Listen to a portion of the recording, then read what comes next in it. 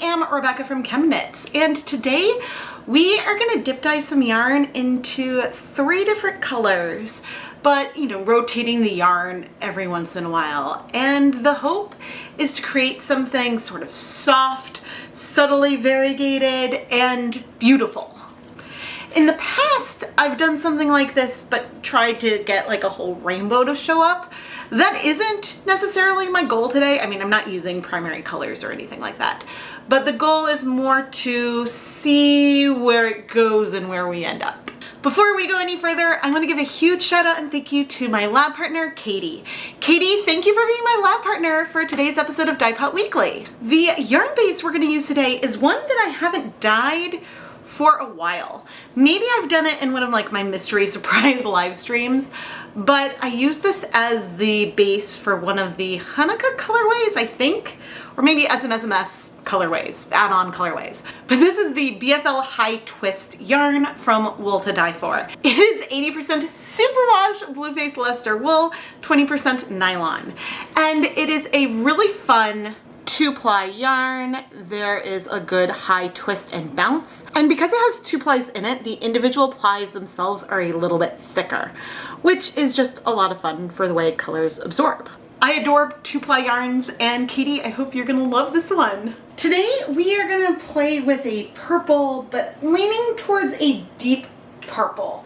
At least that's my goal. We'll be using 1% dye stocks in 3 different colors: magenta, royal purple, and dark navy. And these are all DHarma acid dyes that I'd mixed up a while back. I pre-soaked 200 grams of this BFL yarn in some plain tap water for a couple of hours this morning.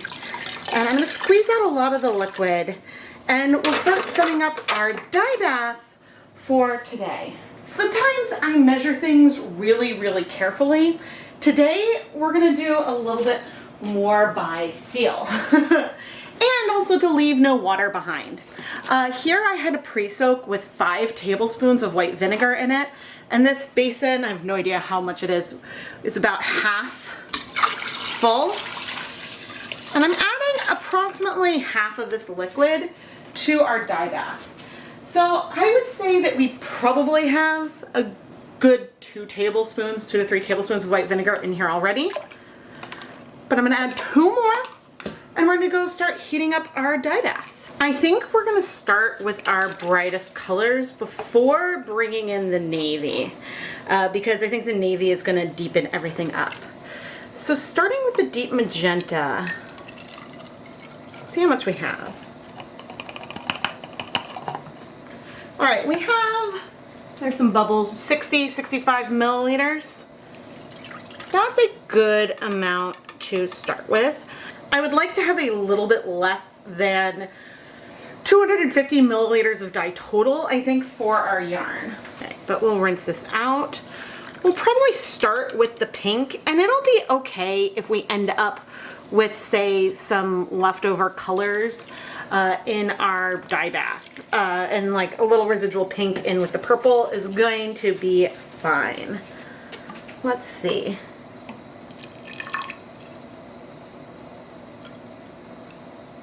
How are we doing? There's still a hair more. All right, we'll do just 60 milliliters of the royal purple. I think that I want to have a fair amount of navy, and so I could have gone a little bit bigger here, but we can also see what the colors are doing, and we can always add a splash more. All right, and then our navy, shake it up. Let's go ahead and do 100 milliliters. Oops. We can always decide that we want less of the color, less of the navy. And so if we feel like we have too much of it, we can remove the yarn and steam set it. It doesn't have to all sit in the dye bath. But then we have the dye measured, and we know that this gives us a total of, I think, 225 milliliters of dye, which is a very reasonable amount to use on 200 grams of yarn. The dye bath has not been heating up very long. It is not warm yet, so I'm going to add our deep magenta dye in now and just rinse out this cup a little bit. so we can have everything heat up. And we might change our minds as we go on, but my thought right now is that we'll dip dye into the deep magenta, then we'll rotate the yarn 180 degrees, dip dye into the royal purple, and then rotate that 50 degrees and dip dye into the dark navy. Maybe. That's sort of where my brain is going right now versus rotating things a third each time, but we'll see how things look and decide what we want to do. I don't currently have a yarn mop on hand, which is a skein of yarn I would use if I need to soak up any extra color. And so if things are looking a little bit dark, maybe I'll have to run and grab one or something. But since we're getting pretty warm, let's go ahead and start dip dyeing. And I'm realizing I didn't bring my tongs over, but I want to go nice and slow. So having, what, a little over 60 milliliters, except for the fact that we're at the dregs of the deep magenta dye, and so therefore there could be more than what I'm anticipating. But other than that, a little over 0.3 grams of dye on 100 grams of yarn is not a ton. But yeah, this color is certainly making a splash. It is getting lighter and lighter, but not that quickly. And maybe. What I can do here is, because it seems like, ooh, we got a lot of colors, we can add more acid. I'm just gonna dump in whatever is left in this cup. But my goal is to not have like a sharp, sorry about the dog. Like, Indy should know, I'm dip dyeing, no barking. I don't want to have a sharp demarcation line anywhere on here. That is my goal. And so I don't want to like leave it in to sit, because then we might get something that is less soft. And I do want a little bit of the color all over, even though we definitely have pink in our royal purple dye. Okay, I'm going to put this about halfway in with our darkest color, and I will go take care of my dog and be right back. Alright, I was only gone for like 30 seconds or so. Yes, and our dye bath is clearing, which is nice. And oh, now we've got that water clearing. I did notice that at the lightest end, I had a little bit of white there. I didn't really get pink all over. But since we're gonna have that be the darkest when we go into our purple, I'm really not worried about it. Once I had finished dipping this yarn and quieted Indy, who was barking at the mail truck out across the street from our house, I popped all the yarn in the basket for a minute or two. I'm back, hopefully with less barking. I did have a video recently where I decided to use my Indy barking emoji every time he barked, and that may have been a mistake because it was a lot more work to edit than I had originally anticipated. But I'm gonna remove the yarn and we're gonna set it aside. It doesn't need to cool long, but I need it to cool enough. And we have a tiny bit of fiber, probably from one of the ties that I can also remove. And we're gonna add our royal purple dye, which I believe finishes a little bit pink. Rinsing it out. All right, and let's go adjust our zip ties so we can get ready to dip dye into this color. Again, the yarn doesn't really need to cool off completely, and there might be some differences between the two skeins. Actually, it looks like the yarn may have slipped at one point, but my goal is to have the lightest section be at the opposite end from where I have the zip tie, and this is approximate. It's okay if it's not perfect, because now we'll dip dye this lightest end into the purple first, with our more pink going in at the end. All right, let's go. This whole process gives us something a little bit more controlled and softer than other types of tonal techniques. Now, I have dip dyed into royal purple before, not with this color. I haven't done this exact color combination, I don't think. Oh, unless I did around when I did a sunset kind of colorway once. But, ooh, that is so pretty. But I do think that the royal purple does strike on the faster side, at least from how it broke with a combination of royal purple and emerald green. But I think that all depends on just how much of the color is present overall. Oh, this is so pretty. I wonder if we might end up getting some things that look glazed, but like not glazed on purpose, more accidentally glazed. Because if the color is striking fast enough, but I don't know. Oof. So when it comes to our third dip dye, I still don't know exactly what we're gonna want to do, because like right now we have something that is deep with that royal purple and then bright with our deep magenta, right? And so depending on how we layer the navy on, yeah, I don't know how much brightness and everything we will feel, and if we want that much navy, because do we want the color to be that dark or not? But I will say I might need to repeat this combination sometime in the future, because the royal purple going into this deep magenta, these like intermediate colors in here, we'll show it in a minute, are gorgeous. And I'm a little obsessed with it. All right, we're not gonna worry about that last tiny bit of color coming out, but I am, ooh, that's so pretty. I'm gonna remove this so we can let it cool. And oh my gosh, I had a little bit of a brain fart. I believe that there is a circumstance where I used royal purple and deep magenta. I could be wrong. It's possible that those are not the actual colors I used. But if it was, I'll be linking to that video. At the time I'm filming this, I haven't edited that video yet. And so, actually, but you would have seen the video, because by the time this comes out, that video will be out. I think I may have done this combination as part of the spring mini skein mini series, potentially. Either way, I need to re-replicate this because the blend of these colors is beautiful. So one thing I love here is how the pink is brighter than the purple, even though this is a bright purple color, but it also feels like things are getting darker and darker as we go down.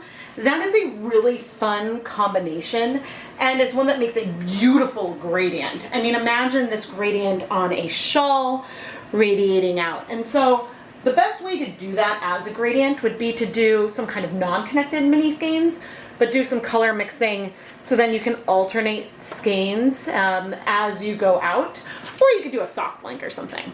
But I digress. Let's set up our yarn to dip dye into the navy.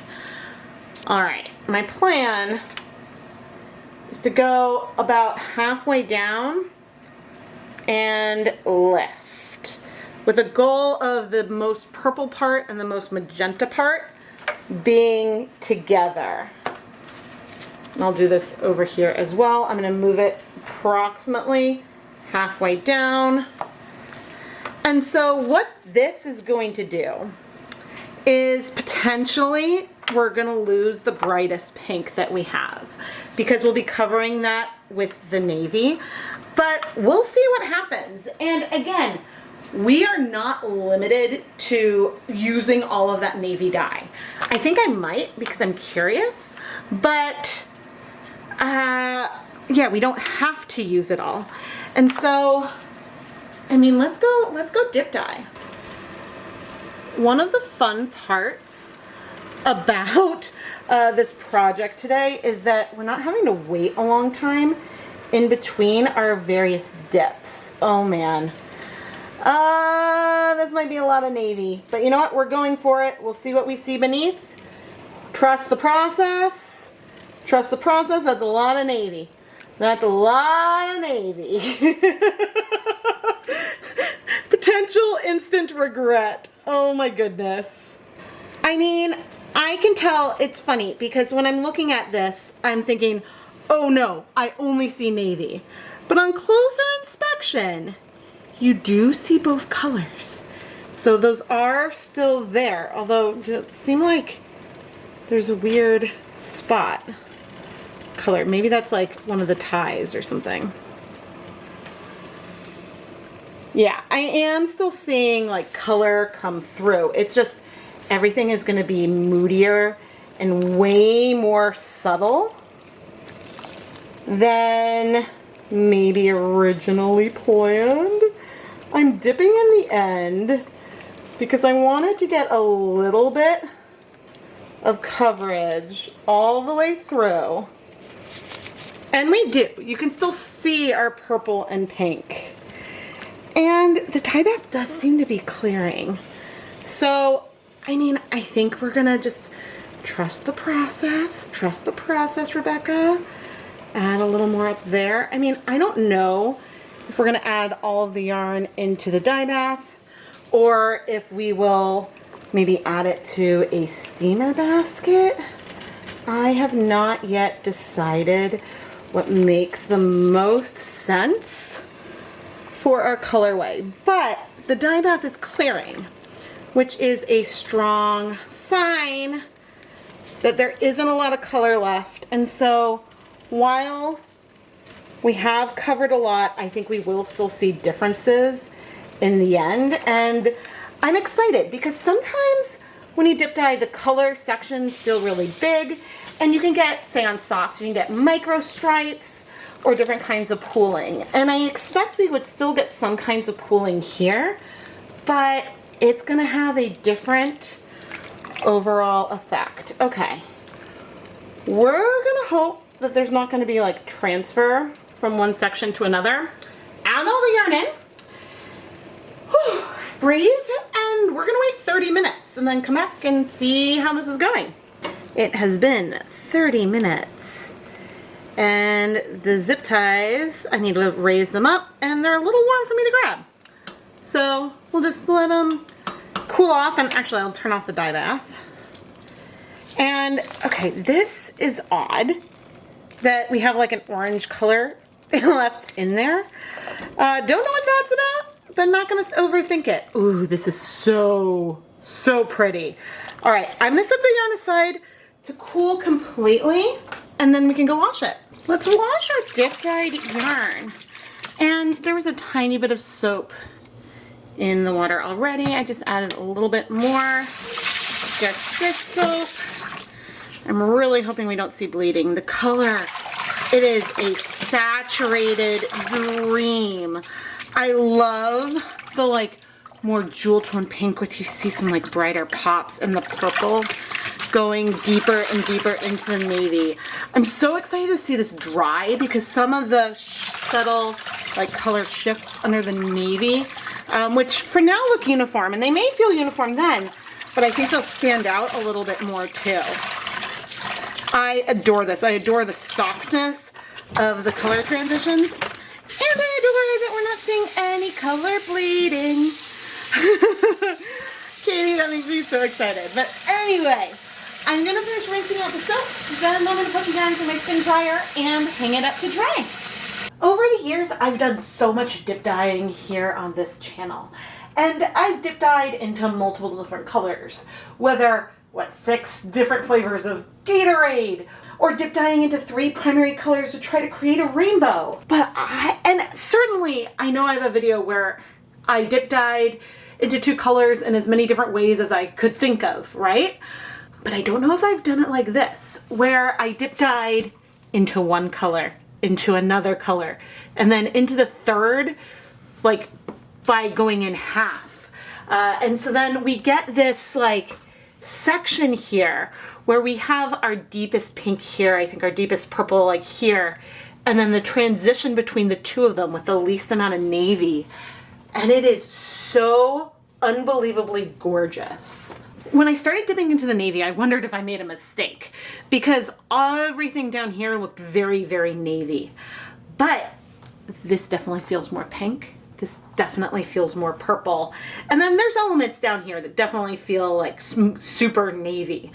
But the layering worked, and we have this depth. because we can rearrange our yarn to be like this. And this is closer to our dip dye in purple and then the dip dye into pink.